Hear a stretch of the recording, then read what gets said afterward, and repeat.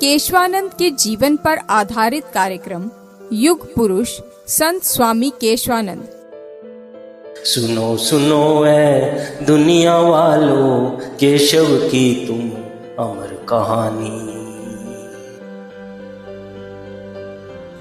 कुशल दास जी के सानिध्य में बिरमा जीवन का एक महत्वपूर्ण वक्त बड़े आनंद के साथ जी रहा है।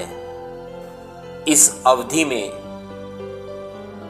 बिरमा को यदि किसी का व्यक्तित्व इस समय में कुशल दास जी के अतिरिक्त बिरमा को और किसी का व्यक्तित्व प्रभावित कर रहा है तो वह रावल दीन का व्यक्तित्व है।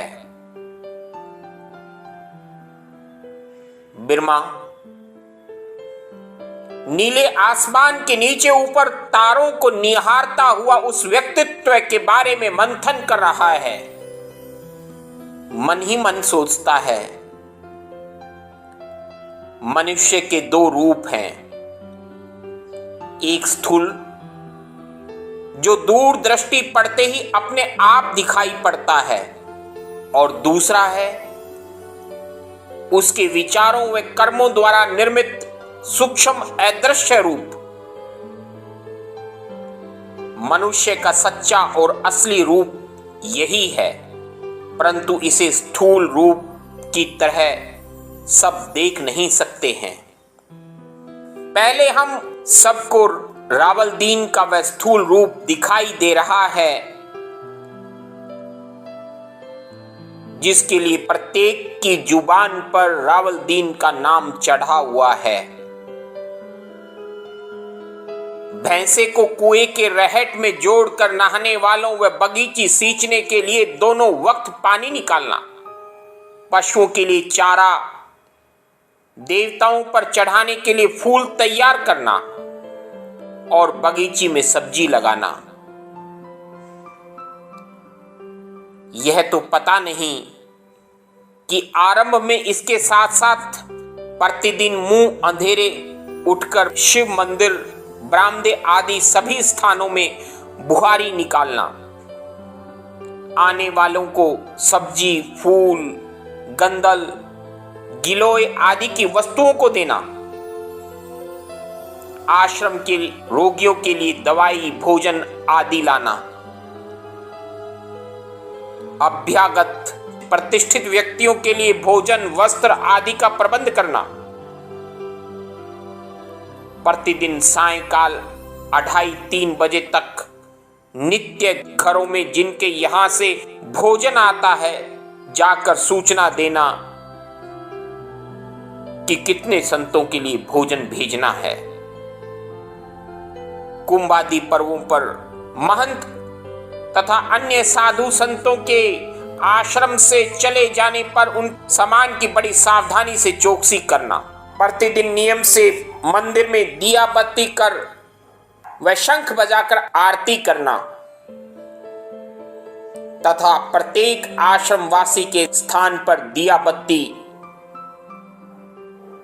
कर्मों द्वारा, रावल दीन के इन कर्मों द्वारा उसके स्थूल रूप का परिचय मिलता है, जिसके लिए उसे पुकारा जाना परिचय मिलता है। लेकिन रावल दीन का वह सूक्ष्म रूप जो केवल उस गहराई को समझता है, उसके हृदय में गहरी छाप छोड़ता है, और उस सूक्ष्म रूप में एक महान आत्मा के दर्शन होते हैं। आश्रम में आस्था रखने वाले व्यक्तियों की परंपरा है कि प्रति अमावस्या तथा संक्रांत को तथा विवाह, शादी, सामाजिक, धार्मिक त्योहारों पर अच्छे अच्छे भोजन पदार्थ व दूध, फल, मिठाई आदि आश्रम में श्रद्धा पूर्वक भेंट करते हैं। यह ऐसी वस्तुएं हैं जिनका कोई हिसाब किताब नहीं होता। कितनी वस्तु कहां से आई, किसने खाया, कितनी शेष रही, कौन है जो इन्हें छूता भी नहीं। यह उस पवित्र हृदय का सूक्ष्म रूप है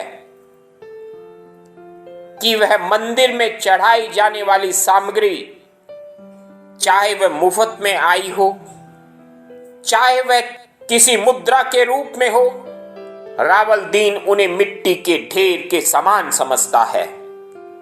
वह आश्रम के लोगों द्वारा भेजे गए दूध और मीठे को भी मीठा नहीं समझता।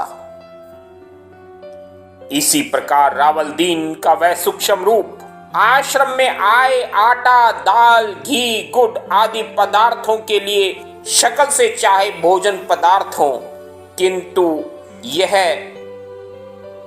रावलदीन के उपयोग के लिए जहर के समान है, वह उन्हें छूता भी नहीं है।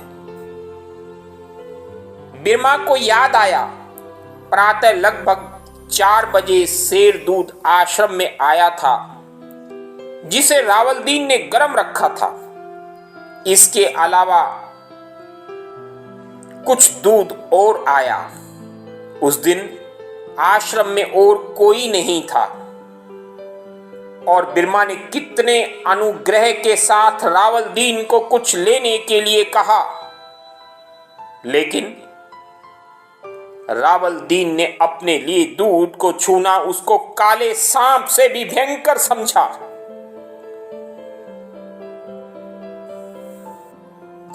बिरमा रावलदीन के उस व्यवहार के बारे में चिंतन कर रहा है और उसे अनुकरणीय समझ रहा है,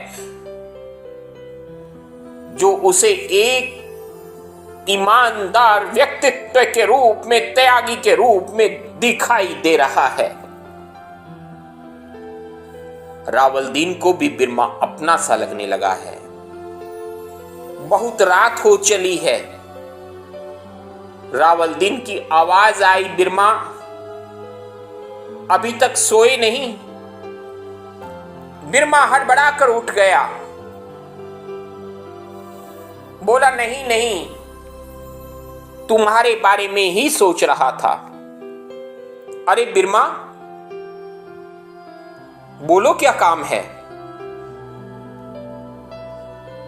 नहीं रावलदीन भाई, मैं तुम्हें किसी काम के लिए नहीं याद कर रहा हूं।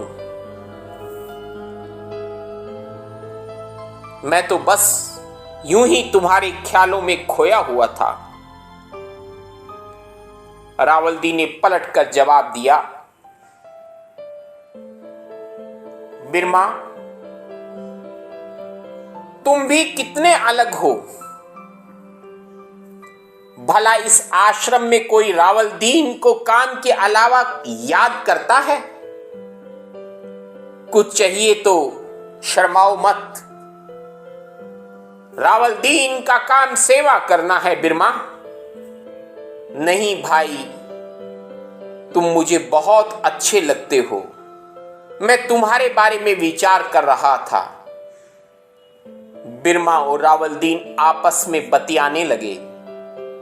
बिरमा उन पुरानी व्यथाओं को रावलदीन को सुनाने लगा, जो जीवन में उसे आगे बढ़ने के लिए प्रेरित कर रही हैं। रावलदीन ने कहा, बिरमा तुम वास्तव में अलग हो। आत्मीयता से बिरमा ने भी अपनी चिंता व्यक्त कर दी कि उसे संस्कृत की अभिलाषा अभी भी चिंतित किए हुए है। साधु आश्रम फाजिल का ज्ञान का भंडार है,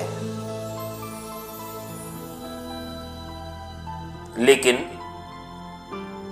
बिरमा का विधिवत संस्कृत का अध्ययन कब शुरू होगा?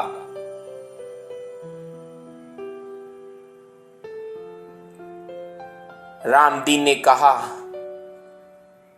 हम कुशलदास जी से इस बारे में बात जरूर करेंगे।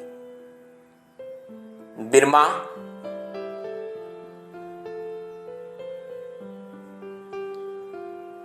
प्यासे को कुएं के पास जाना पड़ता है। तुम ज्ञान के लिए साधु आश्रम में आ गए हो।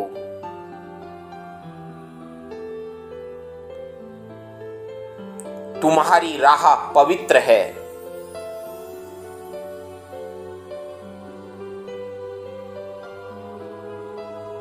अपनी व्यथाओं को पुकारते हो, जो तुम्हें रोज एक नए जीवन की नई राह देती हैं।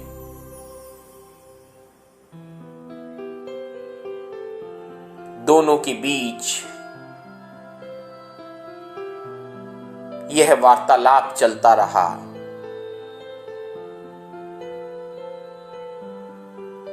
और वार्तालाप के बीच नींद में भी बिरमा को वह व्यथाएं प्रेरणा देती रही,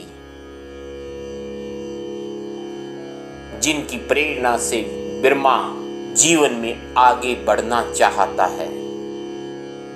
जो व्यथाएं प्रेरणा दे, उन व्यथाओं को दुलारो। जूझ कर कठिनाइयों से रंग जीवन के निखारो। जो व्यथाएं प्रेरणा दे, उन व्यथाओं को दुलारो। दीप बुझ बुझ कर जला है, वृक्ष कट कट कर बढ़ा है। दीप बुझ बुझ कर जला है, वृक्ष कट कट कर बढ़ा है। मृत्यु से जीवन मिले तो आरती उसकी उतारो। मृत्यु से जीवन मिले तो आरती उसकी उतारो। जो व्यथाएं प्रेरणा। साहसी को बल दिया है, मृत्यु ने मारा नहीं है। साहसी को बल दिया है, मृत्यु ने मारा नहीं है। राह ही हारी सदा, राही कभी हारा नहीं है। राह ही हारी सदा, राही कभी हारा नहीं है। जो व्यथाएं प्रेरणा दे। बिजलियां कब काली घटाओं से रोके से रुकी है। बिजलियां कब काली घटाओं से रोके से रुकी है। डूबते देखे भंवर ही, डूबते देखे भंवर ही। डूबती धारा नहीं है, डूबते देखे भंवर ही। डूबती धारा नहीं है।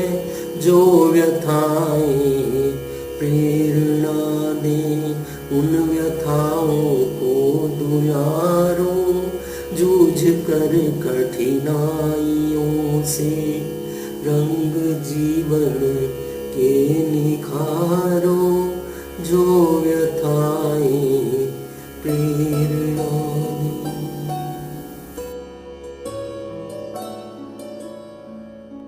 आप सुन रहे थे संत स्वामी केशवानंद के जीवन पर आधारित कार्यक्रम युग पुरुष संत स्वामी केशवानंद। कार्यक्रम निर्माण चेतना रेडियो, निर्देशन लेखन व सूत्रधार संजय आर्य, साज सज्जा अनूप सैनी व ज्योतिर्मय आर्य, गायन भूपेंद्र सुथार। पाठ्य पुस्तक संकलन आभार शेर सिंह जी तूर, डालचंद जी सहारन व डॉक्टर ब्रिज नारायण कौशिक।